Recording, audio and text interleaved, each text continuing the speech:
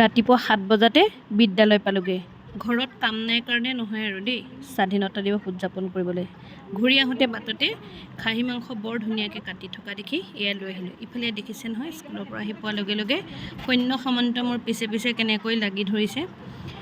এয়া ইমান ধুনীয়া খাহী মাংস মোৰে ষ্টুডেণ্ট এজনে কাটি আছিল, এয়া লৈ আহিলোঁ। যিহেতু স্বাধীনতা দিৱস, অকণমান বোলো যা যোগাৰ কৰি ধুনীয়া ভাত এসাঁজ খোৱা যাওক। এয়া পিঁয়াজ নহৰু আদা খুন্দি ল'লোঁ। খুন্দনাটোত মিক্সিত দিলে বৰ ভাল নালাগে। তেল গৰম কৰি তাতে অকণমান জিৰা গুটি দিছোঁ আৰু এয়া পিঁয়াজখিনি দি সোণালী ৰঙৰ হোৱালৈকে অকণমান ভাজিব লাগিব। মাংসত যিমান শ্ল' কুক কৰিব সিমানেই খাবলৈ ধুনীয়া হ'ব। এইফালে নিমখ হালধি দি দিছোঁ।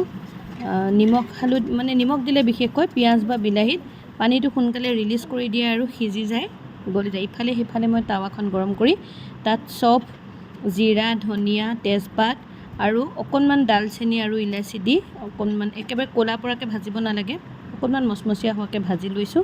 এইটো মাংসৰ স্পেচিয়েল মছলা আৰু তেজপাত এনেদৰে দি দিলে তেজপাতখিনি খোৱাও হয়। তেজপাত আমাৰ কাৰণে খুব ভাল। এয়া মছলাখিনি আধা কৰি পিচি লৈছোঁ। মছলা পিছে মই এতিয়াই নিদিওঁ দেই, নহৰু আদাহে দিছোঁ। ভাজি ভাজি মছলাটো অকণ দেৰিকৈ দিলে তাৰ গোন্ধ ওলাব। ৰং আহিবৰ কাৰণে অকণমান কাশ্মীৰী মিৰ্চৰ গুড়া দিলোঁ আৰু এয়া মাংসখিনি। আজি কিন্তু এটা কথা ক'ব লাগিব, মোৰ নিজৰ ষ্টুডেণ্টে কাটিছে বুলি নহয়, মাংসখিনি বৰ ধুনীয়া। ইফালে আকৌ পেটত চলি থকা নিগনিবিলাকৰ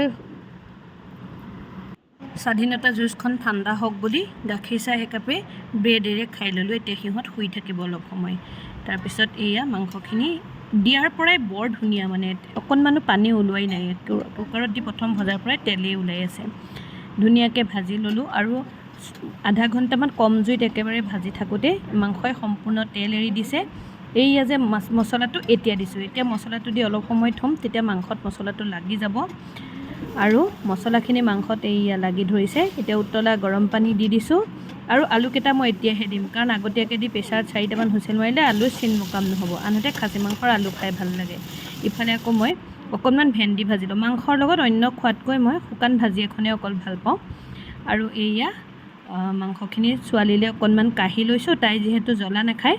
তাৰপিছতে মই মাংসত এটা ভোট জলকীয়া কাটি দিছোঁ আৰু ৰাতিপুৱাই যোৱা যিহেতু ভোকো লাগিছে, লৰালৰিও কৰিছোঁ অকণমান। এইফালে এয়া ধুনীয়াকৈ ভাতখিনি বাঢ়ি ল'লোঁ। তাৰপিছত এয়া সজাই দিছোঁ দেউতাকৰ কাঁহীখন। ইফালে দেউতাকৰ কাঁহী সজোৱা দেখি চবকে সজোৱা কাঁহী লাগে দেই, এয়া সজাই দিছোঁ। তাৰপিছত সকলোকে খাবলৈ দিলোঁ, ময়ো খালোঁ লগতে। কিন্তু যিমান স্বাধীন হ'লেও আমিতো মাইকী মানুহবিলাকে বাচন ধুই পাকঘৰ চফা কৰা এই কামবোৰ কৰিবই লাগিব।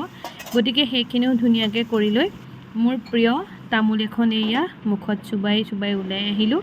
এতিয়া অকণমান ৰেষ্ট কৰিম, এতিয়াহে স্বাধীন আৰু দেই। আশা কৰোঁ আপোনালোকে ভিডিঅ'টো ভাল পালে। Bye bye.